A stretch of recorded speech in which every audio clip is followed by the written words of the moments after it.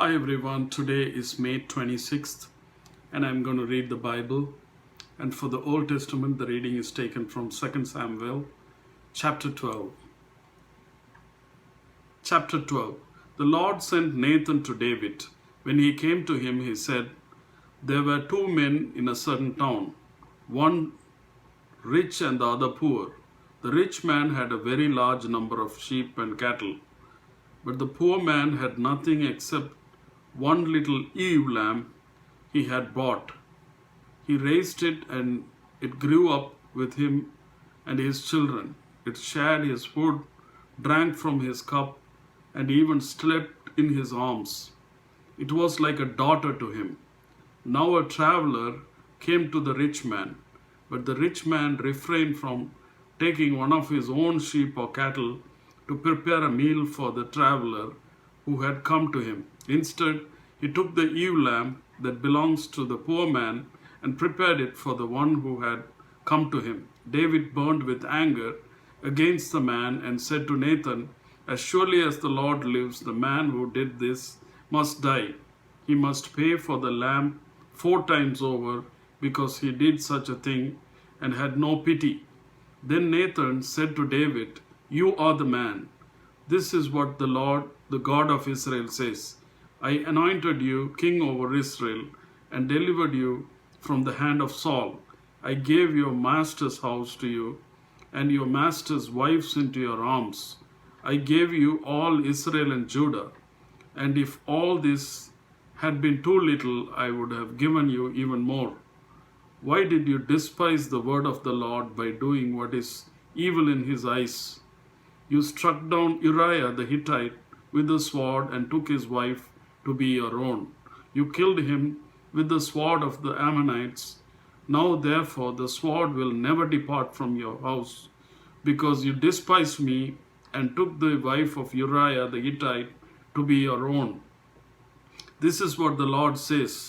Out of your own household I am going to bring calamity on you, because your very eyes I will take your wives and give them to one who is close to you, and he will sleep with your wives in broad daylight. You did it in secret, but I will do this in broad daylight before all Israel." Then David said to Nathan, "I have sinned against the Lord." Nathan replied, "The Lord has taken away your sin.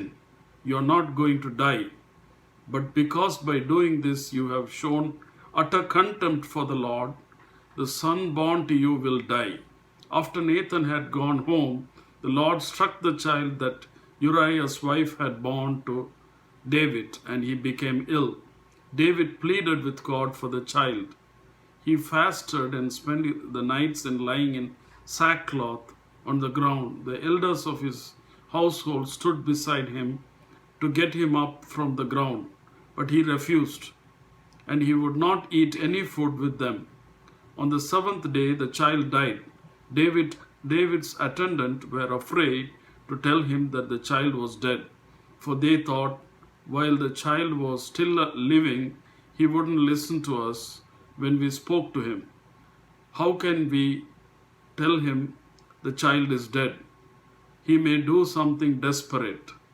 David noticed that his attendants were whispering among themselves, and he realized the child was dead. "Is the child dead?" he asked. "Yes," they replied, "he is dead."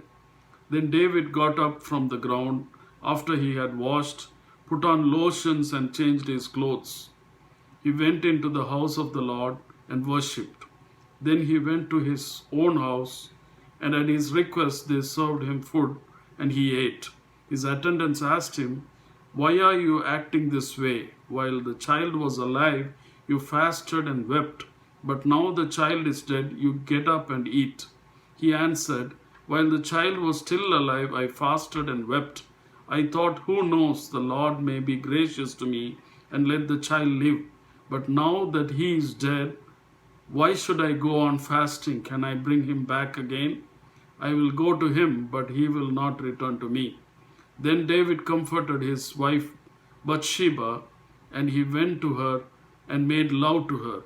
She gave birth to a son, and they named him Solomon. The Lord loved him And because the Lord loved him, he sent word through Nathan the prophet to name him Jedediah. Meanwhile, Joab fought against Rabbah of the Ammonites and captured the royal citadel. Joab then sent messengers to David saying, I have fought against Rabbah and take its water supply. Now muster the rest of the troops and besiege the city and capture it. Otherwise, I will take the city and will be named after me. So David mustered the entire army and went to Rabbah and attacked and captured it. David took the crown from their king's head, and it was replaced on his own head. It weighed a talent of gold, and it was set with precious stones. David took a great quantity of plunder from the city and brought out the people who were there, consigning them to labor with saws and with iron picks and axes, and he made them work at brick making. David did this to all the Ammonite towns. Then he and his entire army returned to Jerusalem. The next reading is taken from the New Testament. The reading is taken from John chapter 16. All this I had told you so that you will not fall away. They will put you out of synagogue. In fact, the time is coming when anyone who kills you will think they are offering a service to God. They will do such things because they have not known the Father or me. I have told you this so that when the time comes, you will remember that I warned you about them. I did not tell you this from the beginning because I was with you, but now I am going to him who sent me. None of you ask me, where are you going? Rather, you are filled with grief because I have said these things. But very truly I tell you, it is for your good that I am going away. Unless I go away, the advocate will not come to you. But if I go, I will send him to you.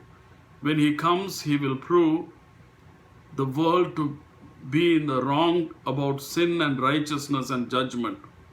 About sin, because people do not believe in me.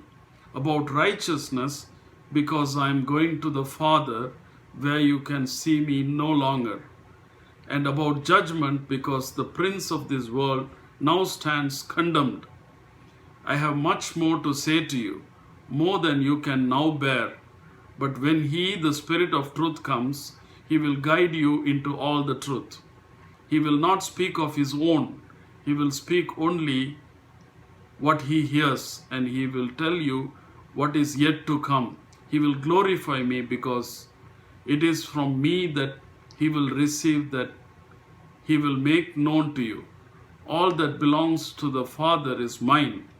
That is why I said the Spirit will receive from me what he will make known to you.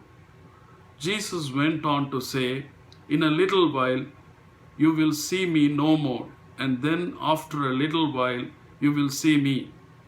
At this, some of the disciples said to one another, what does he mean by saying, in a little while you will see me no more, and then after a while you will see me? And because I am going to the Father, they kept asking, what does he mean by a little while? We don't understand what he is saying. Jesus saw that they wanted to ask him about this, so he said to them, are you asking one another what I meant when I said, in a little while you will see me no more, and then after a while you will see me? Very truly I tell you, you will weep and mourn while the world rejoices. You will grieve, but your grief will turn to joy. A woman giving birth to a child has pain because her time has come. But when her baby is born, she forgets the anguish because of her joy that a child is born into the world. So with you, now is your time of grief, but I will see you again and I will rejoice, and no one will take away your joy. In that day you will no longer ask me anything. Very truly I tell you, my Father will give you whatever you ask in my name. Until now you have not asked for anything in my name. Ask and you will receive, and your joy will be complete. Though I have been speaking figuratively, a time is coming when I will no longer use this kind of language, but will tell you plainly about my Father.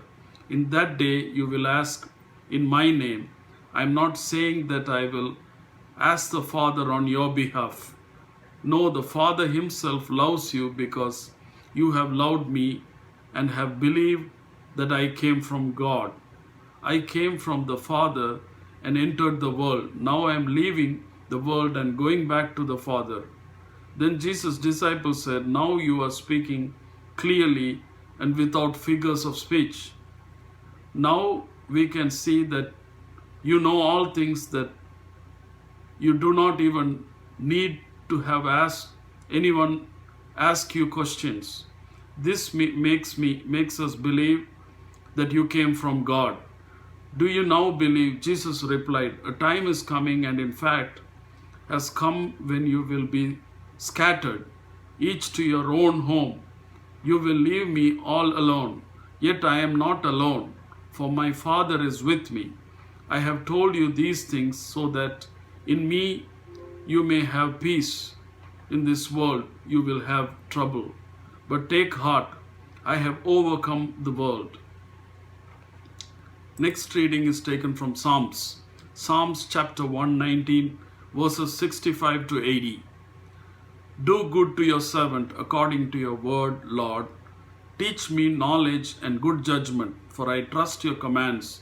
Before I was afflicted, I went astray, but now I obey your word. You are good, and what you do is good. Teach me your decrees. Though the arrogant have smeared me with lies, I keep your precepts with all my heart. Their hearts are callous and unfeeling, but I delight in your law. It was good for me to be afflicted, so that I might learn from your decrees.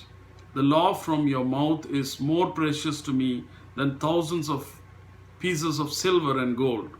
Your hands made me and formed me. Give me understanding to learn your commands. May those who fear you rejoice when you see me. For I have put my hope in your word. I know, Lord, that your laws are righteous, and that is faithfulness. You have afflicted me. May your unfailing love be my comfort, according to your promise to your servant.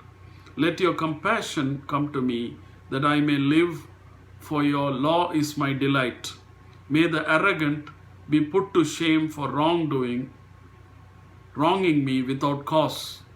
But I will meditate on your precepts. May those who fear you turn to me.